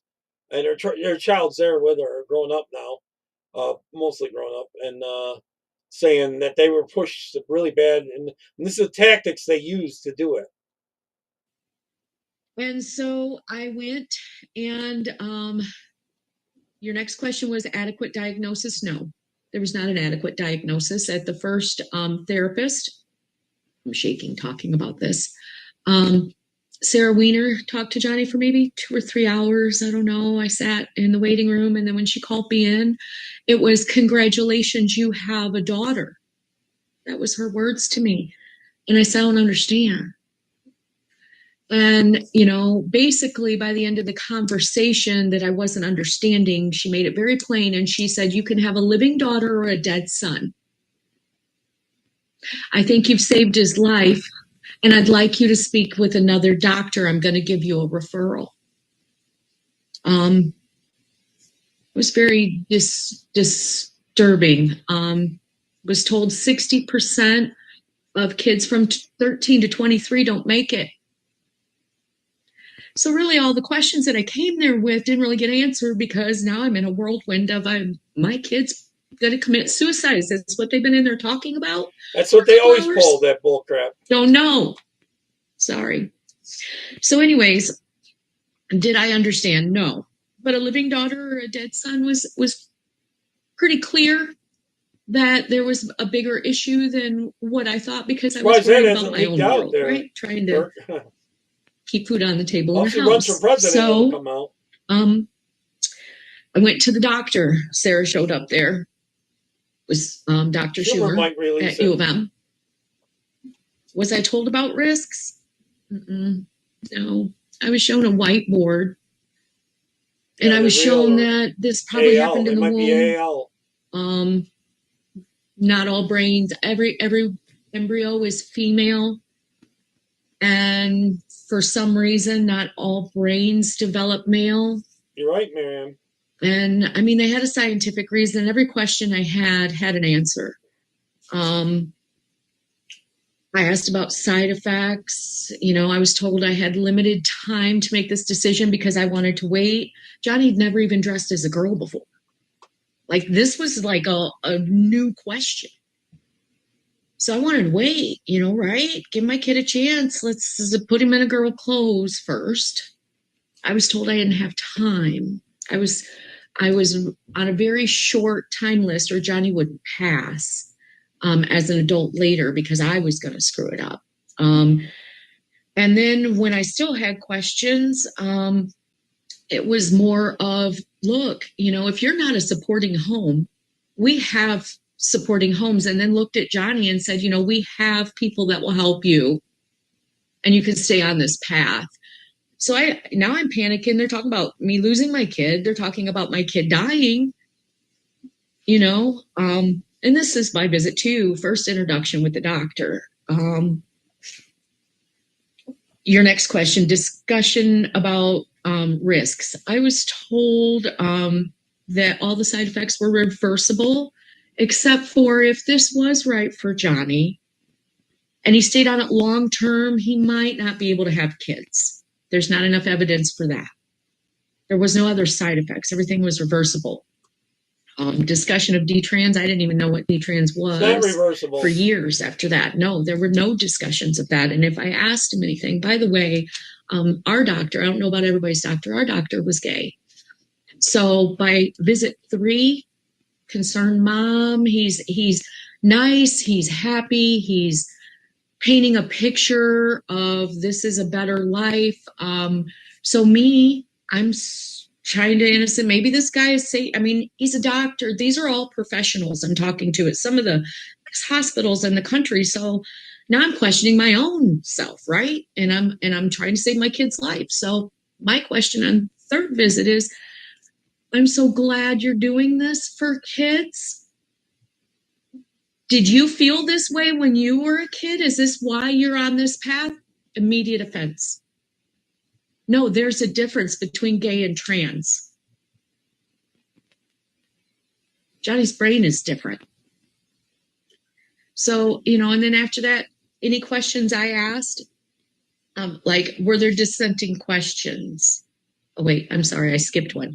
Number 6, doctor, did the doctor have him alone? Doctor had him alone at the end of every visit with me, every one of them.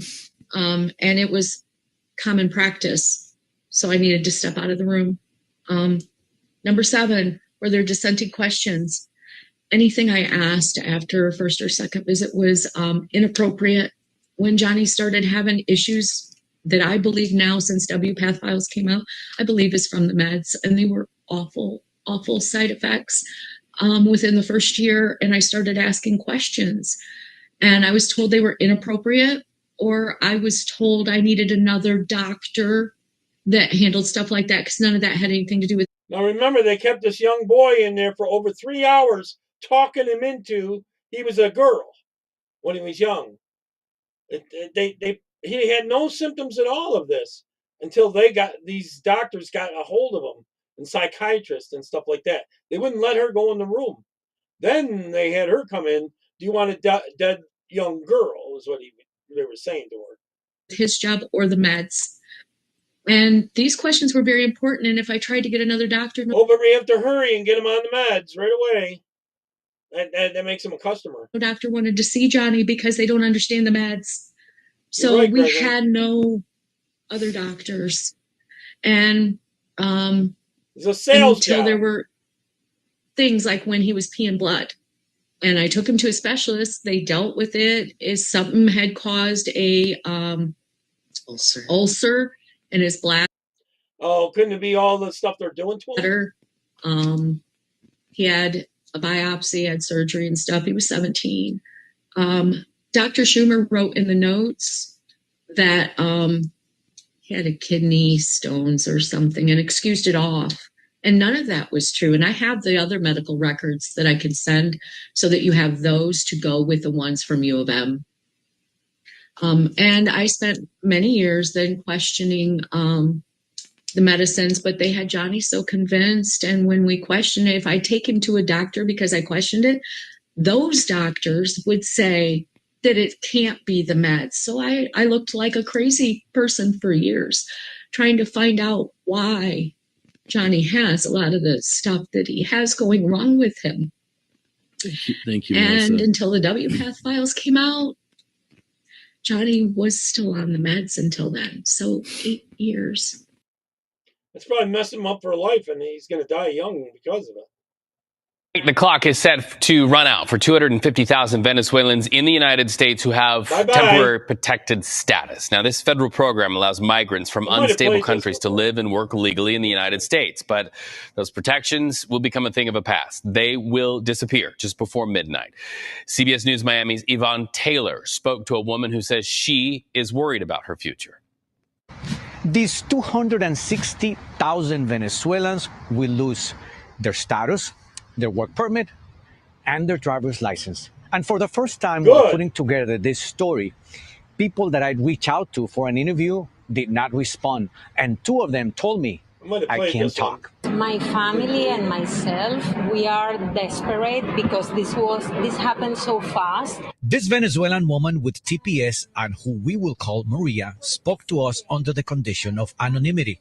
I feel persecuted. I am shocked. I don't know how my next week will be. She is one of 260. I'm sure they're getting government programs. 1,000 Venezuelans who live and work in the United States as beneficiaries of temporary protected status. But Friday before midnight, they will become undocumented immigrants. Scared because I see in the news that ICE will take you. On October 3rd, the Supreme Court sided with the federal government and ruled that 350,000 Venezuelans should lose their deportation protection. The decision will now affect another 260,000 whose TPS expires November 7th. Maria and thousands like her do not have any other legal protection like in the U.S. in here, in the United States from that. Unbelievable. My parents told us that we were going to heaven, and the non-Muslims, the Jews, the Christians, the rest of the world, if they don't convert to Islam, they are doomed to hell. When I was a child, I witnessed lots of killing and violence. People were literally killing each other in the streets. All I was trying to do is to see higher truth than the conditioning of my society. Violence against non-Muslims is rooted in Islam, whether we like it or not. The fact that Hamas used their own children as human shields should not give Hamas a ticket. Remember, they worked on that kid for 3 hours before they talked him into him. He was a girl. To more power and to more territory and to more money. How could any American not consider this as an immediate threat? If Hamas laid down their weapons, there will be peace. But if Israel laid down their weapons, there will be destruction of the Western civilization. This is why I speak as loud as I can. Both sides. Unbelievable. All right. Well, I got one more right here. This is a transition. Well, we all know the under 16 social media ban will come into place next month. But do you know what else is coming in for Aussie adults? As of December 27, Australians will be forced to upload government issue IDs every time they search the web while they're logged in. Google, Bing, it doesn't matter. No ID, no search. Now, the reasoning is protecting kids from adult content. No doubt that principle has benefit. We all want to keep our children safe. The reality, though, some critics say, is a full-scale experiment in digital control. Mandatory ID uploads for all users, teenagers, seniors, everyone. Facial recognition or digital ID linking is the, quote, convenient alternative. No opt-out, no transparency, just compliance on behalf of the public. Now, China is one nation where this is in place already, but on a much larger scale. Their cyberspace ID is a government-run initiative aimed at linking citizens' real identities to their online activities. overseas. Though the government described the ID as voluntary, some critics say it may become mandatory by default. Access to essential online services, including payment systems, messaging, computing apps, could depend on possession of a digital ID. Once legal usage becomes compulsory, refusal You better be a good little commie or else. would effectively block a citizen from daily life online, which in turn would flow into reality. That age-old idea of someone is always watching, it's no longer a metaphor. Now, this has not happened in Australia, and it's not happening to this extent on December 27. However, critics fear that this may just be the beginning. Your money, your data, essentially. The adult content is can they make money on it or else? That's what they want. Your whole life stored in the one place. Does it sound convenient or concerning? Would you feel safer knowing your information is in one government-controlled spot, or should you, the individual, be able to choose where your personal data is kept and who can access it? Yep, coming to America. Yep, I'm going to end it there, Marianne. Catch Rebel Chicks next, and someone's telling me that Charlie might be back later at 9 Eastern time. So Rebel Chicks up next. Take care. God bless. Bye-bye.